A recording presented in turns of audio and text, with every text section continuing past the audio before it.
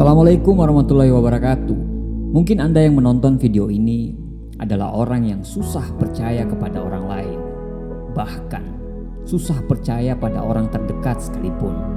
Sama suami atau istri sendiri, kita selalu menaruh curiga yang berlebihan bila lagi tidak bersama. Tidak percaya pada tim kerja untuk mengerjakan segala sesuatu, sehingga kita semua yang harus mengerjakannya. Dan macam-macam rasa tidak percaya lainnya. Jika kamu merasakan hal ini, kemungkinan besar kamu lagi mengalami trust issue atau krisis kepercayaan.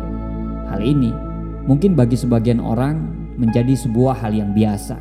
Padahal jika dibiarkan, krisis kepercayaan ini akan sangat mengganggu kesehatan mental kita. Kebayang kalau kita susah percaya kepada orang, ya kemana-mana kita akan selalu menaruh curiga.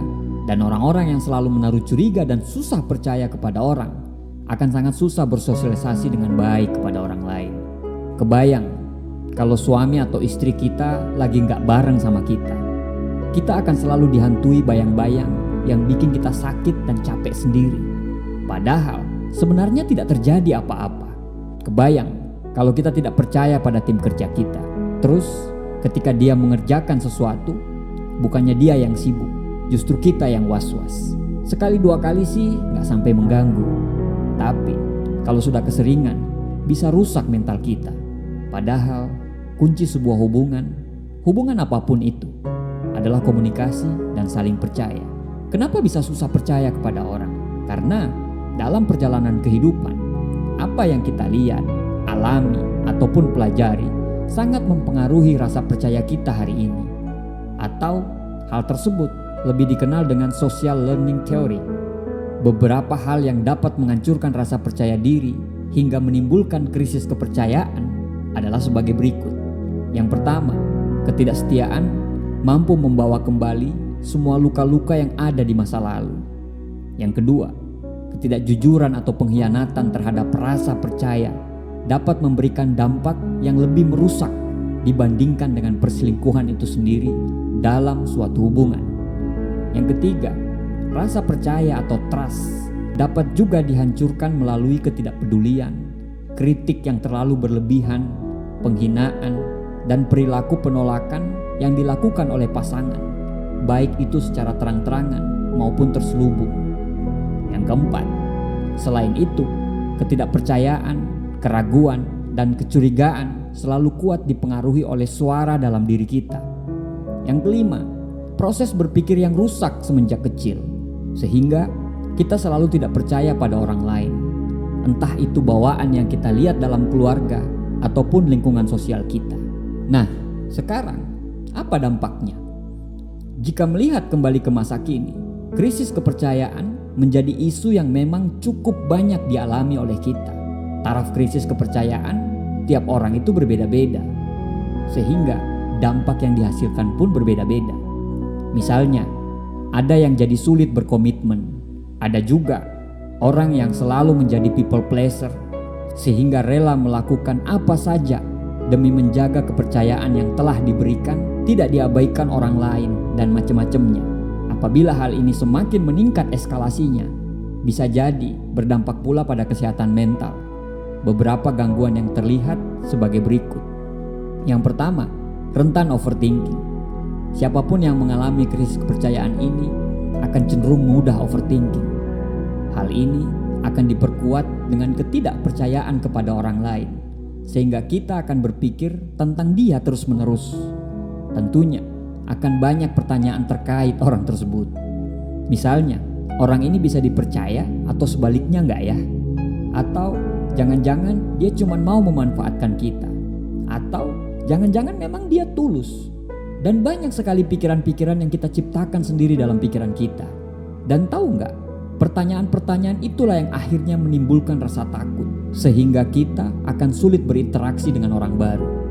Pemikiran yang berlebihan justru bisa meresahkan diri kita sendiri, dan bila itu berlangsung terus-menerus, kita bisa terkena stres atau malah bisa depresi. Yang kedua, hidup terasa sepi. Orang yang mengalami trust issue akan selalu merasakan kesepian yang sangat dalam. Meskipun dia dikelilingi oleh banyak orang, tetapi kenyataannya dia tetap akan merasa sendiri dan kesepian. Hal ini bisa terjadi karena mereka enggan terbuka dengan orang sekitar, takut untuk bercerita mengenai masalah yang tengah dihadapi, sehingga akhirnya memendam masalah itu sendiri, merasa mampu untuk mengemban dan menopang masalah itu sendiri tanpa bercerita ataupun meminta tolong kepada orang lain.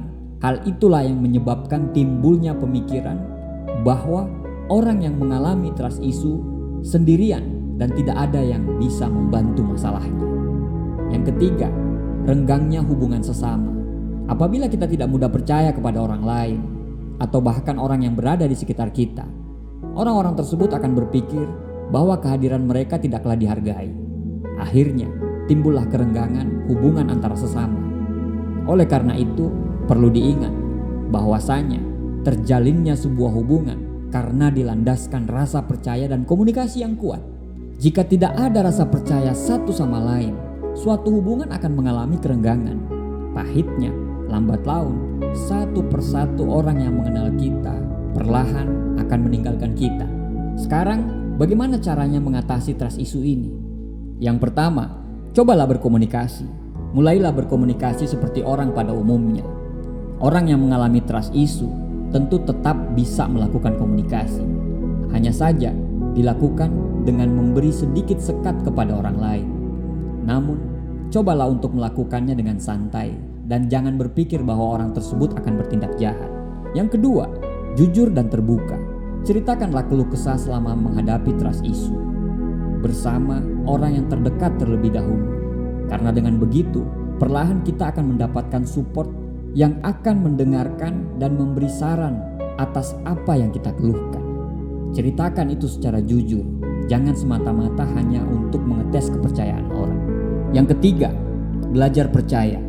Ingatlah bahwa semua orang memiliki kemungkinan untuk mengecewakan dan dikecewakan. Begitupun dengan kita. Maka dari itu, jangan heran dan jangan takut bila mana kita meletakkan rasa percaya kepada seseorang dapat terhindar dari perasaan dikecewakan. Buanglah anggapan bahwa orang akan mengecewakan, mengkhianati, atau menyakiti kita.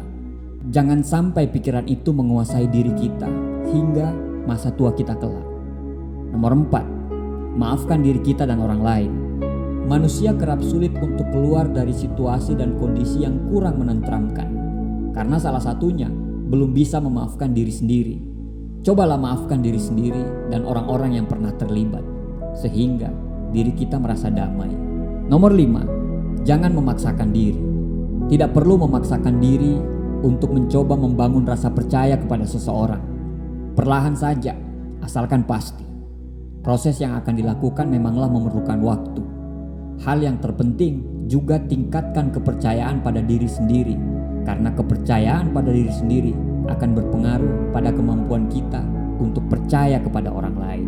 Terakhir, saling percaya satu sama lain memang tidak mudah untuk dilakukan, tapi akan lebih sulit jika kita tidak melakukannya.